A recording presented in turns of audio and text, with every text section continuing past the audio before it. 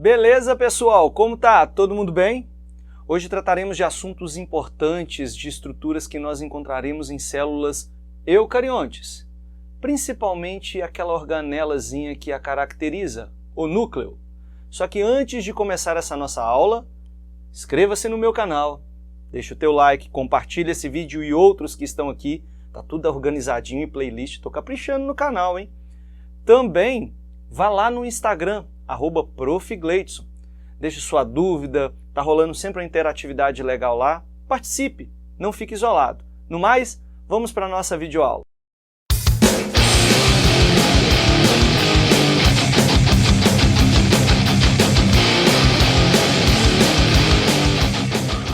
A principal diferença entre uma célula eucarionte para uma célula procarionte é que a célula eucarionte vai apresentar núcleo, tá bem? E é dentro do núcleo que nós iremos encontrar o material genético do indivíduo, do ser vivo.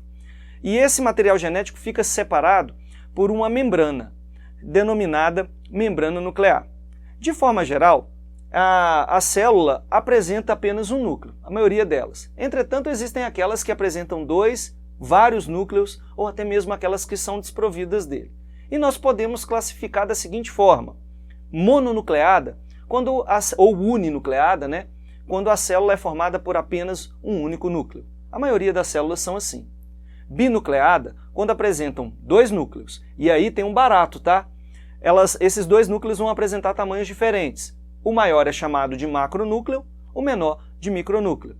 Um exemplo clássico de célula binucleada são os protozoários do gênero Paramécio. Eles apresentam esses dois núcleos com tamanhos diferentes. Nós também temos aquelas chamadas de poli ou multinucleadas, que são células que apresentam vários núcleos. E um exemplo de polinucleada é a placenta humana, que ela vai fundindo células mononucleadas umas nas outras, perdem parte dessas membranas internas, ficando a membrana externa, e aí dentro dela concentram-se vários núcleos.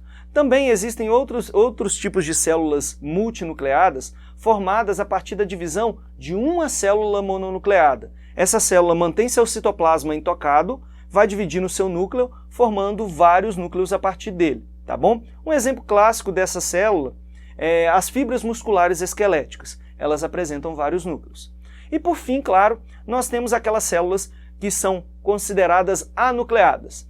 Estas células prontas não apresentam núcleo, porém elas tiveram núcleo em algum momento do seu desenvolvimento. E um exemplo clássico desse tipo celular são as hemácias, também chamadas de eritrócitos, tá, galera? Glóbulos vermelhos, anota esses nomezinhos aí que pode fazer diferença na hora da sua avaliação.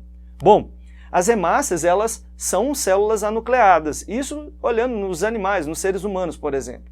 E também nós temos as células nos vegetais, como a daqueles vasos condutores, o floema, tá bem? Ela é um tipo de célula anucleada.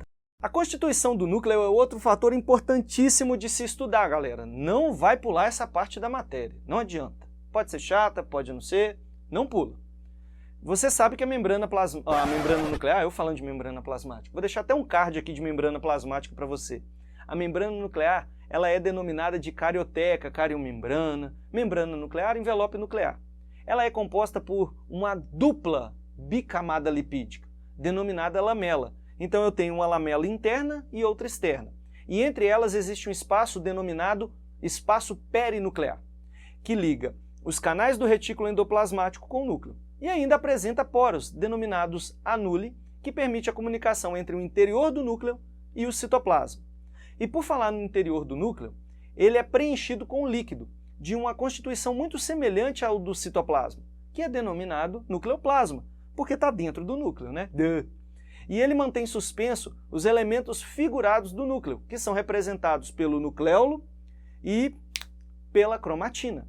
E por falar em nucleolo, também chamado de plasmossomo, que é uma estrutura formada pelo acúmulo de RNA ribossômico com proteínas mais simples, ajuda na formação dos ribossomos, porque ele fornece esse RNA para construí-los, tá bem? Ainda no interior do núcleo, eu não posso deixar de falar da cromatina. A cromatina representa todo o material genético que está contido dentro do núcleo, e ela está associada a proteínas. Essas proteínas são chamadas de histonas, e elas servem para proteger o material genético de forma que esse material vai se enrolar nas estonas para que ele tenha um aspecto mais compacto, protegido. Dica para você anotar aí, hein? Dica. Gente, o conjunto de 8 estonas formam o que nós chamamos de nucleossomo, tá bem? Tem gente que pula essa parte, que confunde, mas são 8, tá bem? 8 estonas formam o que nós chamamos de nucleossomo. Se liga aí, hein? Continuando a falar sobre a cromatina, é interessante destacar que ela vai se apresentar de duas formas diferentes, com nomes diferentes, para cada situação. Ela vai ser chamada de eucromatina quando parte da cromatina está descondensada, menos junta, e com isso vai fazer o DNA ficar exposto e ativo. Assim, os genes ficam acessíveis para transcrição, tradução, ou seja, para a formação de proteínas. Existe também um outro termo utilizado, que nós definimos como heterocromatina, quando parte dessa cromatina já está ao contrário, tá? Junta, condensada, e isso faz o DNA ficar menos exposto, inativo. E devido à proximidade dos nucleossomos, não há gene exposto, consequentemente, sem transcrição, tradução, não vai haver informação para a produção de proteína, beleza? E durante o processo biológico de divisão, a heterocromatina permanece inalterada, galera, é importante. Os filamentos vão se apresentar mais curtos, grossos e mais evidentes, e passa a receber o nome de cromossomo. Então vamos definir o cromossomo como um filamento longo e único de DNA compactado, comumente definido como condensado. E se vocês passarem a reparar, o cromossomo ele vai se apresentar compactado em duas ocasiões. Quando este estiver inativo, situação de heterocromatina, ou quando for se dividir, situação de cromossomo, né? Esta segunda situação ocorre para proteger o material genético de possíveis danos durante o processo. Agora, outra coisa fundamental a se compreender é a disposição do cromossomo nesse processo. Veja a imagem aqui do lado, observa direitinho. Eu tenho aqui um cromossomo e ele está no formato de bastão único cromossômico, ou seja, eu só tenho um bastão cromossômico, ou seja, é uma única fita longa de DNA. Agora, observa nessa outra situação que durante a parte da intérfase e do processo de divisão celular, o cromossomo se apresenta em outro formato, esse formatozinho de X aí, agora denominado cromátide irmã. Se você verificar bem, agora eu tenho uma única unidade cromossômica ainda, porém eu tenho duas fitas de DNA. Fica vivo, tá? Observa bem essa situação que as avaliações gostam muito de pregar peça com esse quantitativo. Ainda evidenciamos aqui a presença de um centrômero, essa região central ali. Ela fica na junção das cromátides irmãs. Elas vão se separar. Isso fará com que as cromátides irmãs voltem a ser denominadas como cromossomos, ou cromossomo simples, só que um cromossomo irá para cada célula nova que foi formada. Agora, galera, que nós sabemos como que é formado o cromossomo, ele pode ser classificado de acordo com a posição do seu centrômero. Veja só, ele pode ser chamado de metacêntrico, com um centrômero posicionado exatamente na região central, na região mediana do cromossomo.